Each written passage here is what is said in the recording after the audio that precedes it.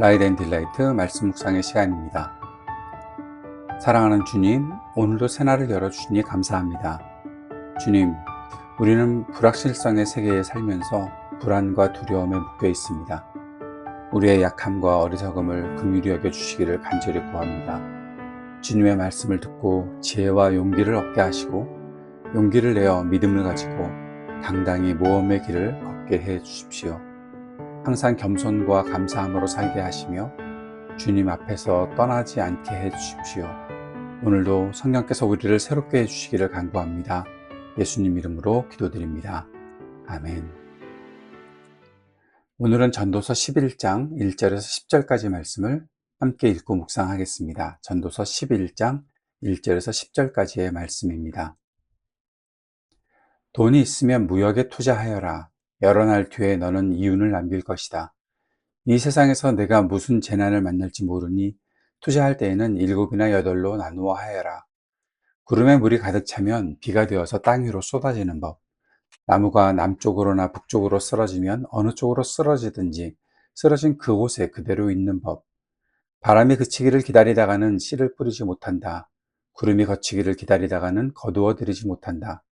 바람이 다니는 길을 내가 모르듯이 임신한 여인의 태에서 아이의 생명이 어떻게 시작되는지 내가 알 수 없듯이 만물의 창조자 하나님이 하시는 일을 너는 알지 못한다.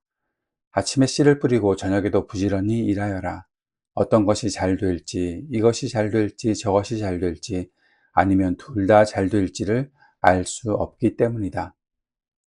빛을 보고 산다는 것은 즐거운 일이다. 해를 보고 산다는 것은 기쁜 일이다. 오래 사는 사람은 그 모든 날을 즐겁게 살 수 있어야 한다.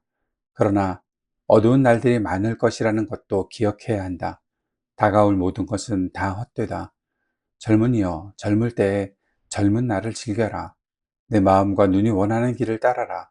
다만 내가 하는 이 모든 일에 하나님의 심판이 있다는 것만은 알아라. 내 마음의 걱정과 육체의 고통을 없애라. 혈기왕성한 청춘은 덧없이 지나가기 때문이다. 전도서 11장에 이르러서 코엘렛의 어조는 눈에 띄게 역동적이고 실천적으로 변하고 있습니다. 그는 여전히 인간이 해 아래에서 일어나는 일을 다 알지 못한다는 한계를 지적하죠. 그런데 그럼에도 그러니 아무것도 하지 말고 허무해하라고 말하지 않습니다.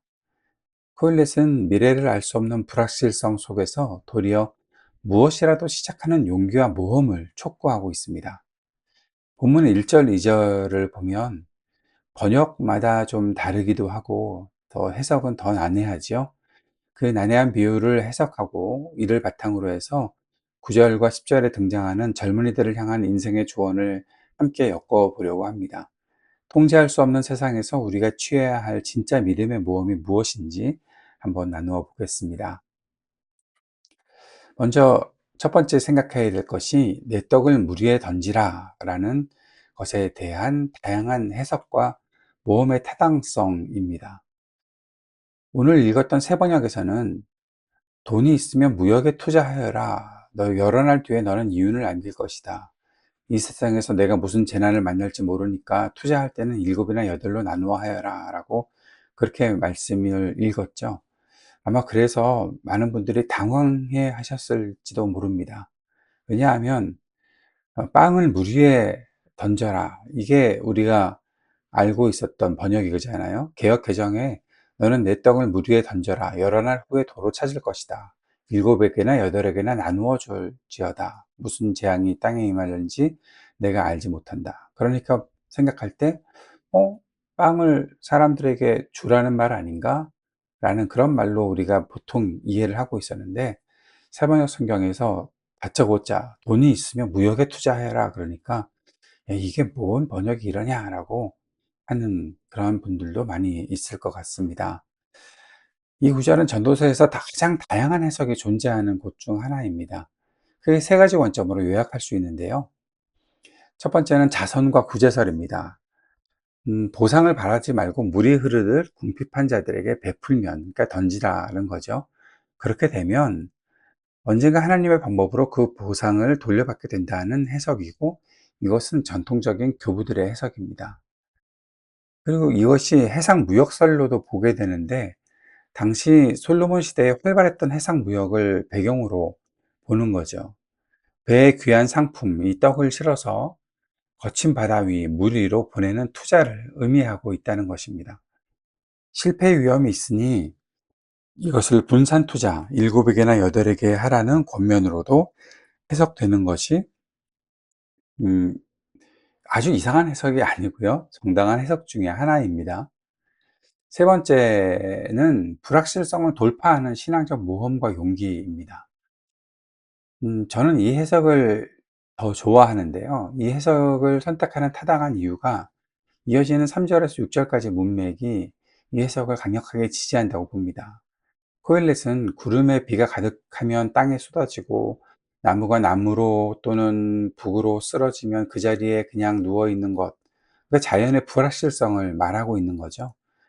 4절에서는 풍세를 살펴보는 자는 파종하지 못할 것이고 구름만 바라보는 자는 거두지 못한다라고 지적하고 있잖아요.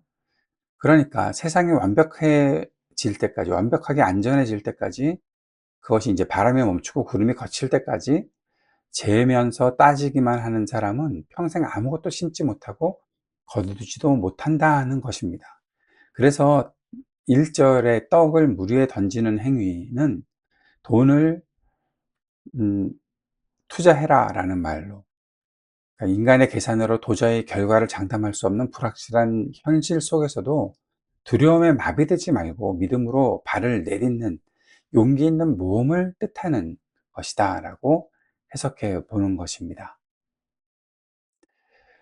두 번째 보는 것은 3절에서 6절까지, 좀 전에 앞에서도 말했지만 바람의 길과 창조주의 일을 말하는 거죠. 우리는 임신한 여인의 태에서 뼈가 어떻게 자라는지, 아이의 그 뼈가 어떻게 자라는지, 바람의 길이 어떠한지도 알지 못하듯이 만물을 창조하신 하나님의 일을 다 알지 못하잖아요. 그러므로 지혜자는 아침에 씨를 뿌리고 저녁에도 손을 거두지 않는 성실함과 도전을 멈추지 않습니다. 이것이 잘 될지 저것이 잘 될지 우리는 알 수 없다는 거죠. 모든 결과를 주권자이신 하나님께 맡기고 오늘을 움직이는 것이 진짜 지혜다라고 말해 주는 것입니다. 세 번째는 7절에서 10절까지 젊은이들, 청년들을 향한 인생의 조언이죠. 이것을 가만히 생각해 보면 까르페 디엠과 꼬람데오의 조화를 말한다라고 볼 수 있습니다. 코엘렛은 청년들에게 너 어린 때를 즐거워하면서 마음에 원하는 길들과 너의 눈이 보는 대로 행하라고 조언합니다. 이것은 인생의 황금기인 젊은 날을 염려와 불안으로 낭비하지 말고 마음껏 도전하고 누리라는 격려입니다. 바로 까르페 디엠이죠. 그러나 방탕으로 흐르지 않도록 명확한 경계선을 그어줍니다. 9절 후반부에 그러나 하나님이 이 모든 일로 말미암아 너를 심판하실 것을 알아라. 젊은 날의 자유와 모험이 하나님이 주신 선물이지만 동시에 그 자유에는 하나님 앞에서의 책임이 따른다 하는 거죠. 꼬람데요. 청년의 때는 영원하지 않습니다. 안개, 해벨처럼 지나가 버립니다. 그러기에 하나님을 경외하는 중심을 잡고 근심과 악을 몸에서 몰아내면서 치열하게 살아가야 한다라는 말씀입니다. 오늘 말씀을 개인적으로 적용하면, 자, 완벽한 타이밍을 기다리는 게으른 완벽주의를 내려놓지 않은 것입니다. 여러분, 완벽주의가 얼마나 게으른 것인지 생각해 보신 적 있으십니까? 완벽한 타이밍을 끝까지 기다린다는 거죠. 우리는 자꾸 풍세와 구름을 살피죠. 성공 확률이 100%가 될 때까지, 모든 조건이 갖춰질 때까지 미루면서 가만히 있는 것을 신중함으로 포장하는데요. 그 달란트 비유에 나오는 한 달란트 받은 사람이 주인이 얼마나 엄한 사람인지 알기 때문에 이 타이밍 맞추기 쉽지 않으니까 그냥 가만히 가지고 있었다라는 거예요. 그것을 신중했다라고 자기는 표현하고 싶었지만 예수님께도 말씀하셨던 것처럼 코엘렛은 그것을 우매함이고 영적 나태함이라고 보고 있다는 것입니다. 그러니까 내가 요즘 나 실패할까 봐 두려워서 완벽한 때를 기다리는 핑계로 발을 내딛지도 못하고 물끄러미 바라만 보고 있는 그런 것들이 혹시 있지 않은지 살펴봐야 한다는 거죠. 내 손 안의 떡, 도전, 학업, 이직, 관계 회복, 완벽한 타이밍을 위해서 가만히 있는 것, 그것이 혹시 있는지 한번 살펴봅시다. 미래를 다 알 수 없기 때문에 오히려 모든 결과를 주님께 맡기고 오늘 내가 던져야 할 떡을, 그 빵을 물 위에 띄워 보내는 용기를 어떻게 낼 수 있을지 생각해 보고 나누어 보았으면 좋겠습니다. 두 번째는 공동체적인 적용입니다. 청년들의 실패와 도전을 안전하게 품어주는 공동체를 만드는 일을 해보면 어떨까요? 9절과 10절에서 젊은 세대에게 인생을 낭비하지 말고 마음껏 기뻐하면서 도전하라고 격려하잖아요. 교회 공동체는 다음 세대와 청년들이 실패를 두려워하지 않고 믿음의 모험을 할 수 있도록 든든한 버팀목이 되어 주어야겠죠. 우리 공동체는 청년들에게 실패 없는 안전한 길, 혹시 세상식 성공만을 강요하고 있는 것은 아닌지, 젊은 지체들이 하나님을 경외하는 중심, 그 구절, 중심 안에서 마음껏 비전을 꿈꾸고 모험할 수 있도록 그들의 시행착오를 용납하고 격려하면서 함께 기도로 동역하는 안전한 영적 기지를 어떻게 만들어 갈 수 있을지 이야기해 보았으면 좋겠습니다. 사회적인 적용입니다.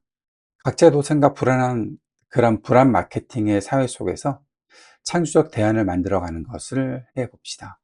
우리가 살아가는 사회는 끊임없이 재앙과 위기를 경고하면서 사람들을 불안하게 만들지는 않습니까? 이 불안에 사로잡힌 사회가 청년들에게 도전 정신을 앗아가고 공무원 시험, 대기업 진입, 이런 가장 안전해 보이는 길로만 몰아넣고 있잖아요. 불안이 지배하는 사회 구조 속에서 그리스도인 시민이자 직장인으로서 어떻게 믿음의 모험가로 살아갈 수 있을까요? 남들이 다 걷는 안전한 넓은 길이 아닐지라도 사회적 약자를 돕는 일이나 가치 있는 창조적 영역에서 내 떡을 기꺼이 던지는 상생의 시도들을 우리 삶의 자리, 일터와 비즈니스, 시민운동 등에서 어떻게 구체화할 수 있을지 생각해보고 나누어 보는 시간을 가지면 좋겠습니다. 미래의 불확실함과 실패에 대한 두려움 때문에 내 손에 떡을 쥐고 풍세와 구름만 살피며 주저앉아 있었던 우리의 연약함을 자백합시다. 내 지성으로는 바람의 길을 다 알 수 없다는 것을 인정합시다. 만물을 지으신 하나님의 선하심을 신뢰하고 용기를 내어 내 삶의 떡을 물 위에 던지는 모험을 시작할 수 있기를 바랍니다. 공동체의 청년들이 심판주 되신 주님을 경외함으로 자유를 누릴 수 있기를, 안개처럼 지나갈 젊은 날에 하나님의 창조적인 일들을 향해 두려움 없이 도전하는 믿음의 세대가 되기를 간절히 중보하는 이 시간 되었으면 좋겠습니다. 주님께서 가르쳐 주신 기도 드리겠습니다. 하늘에 계신 우리 아버지, 아버지의 이름을 거룩하게 하시며 아버지의 나라가 오게 하시며 아버지의 뜻이 하늘에서와 같이 땅에서도 이루어지게 하소서. 오늘 우리에게 일용할 양식을 주시고 우리가 우리에게 잘못한 사람을 용서하여 준 것 같이 우리 죄를 용서하여 주시고 우리를 시험에 빠지지 않게 하시고 악에서 구하소서. 나라와 권능과 영광이 영원히 아버지의 것입니다. 아멘.